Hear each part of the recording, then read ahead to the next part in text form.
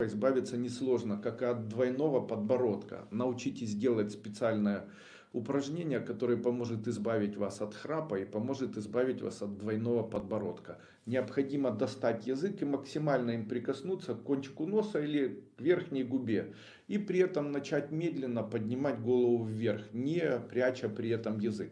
Будет ощущение, будто вот здесь все подтягивается. Если это делать утром и вечером, хотя бы по 10 раз, то такое заболевание, как храп и двойной подбородок, исчезнет. Очень эффективно работает, пожалуйста, советую.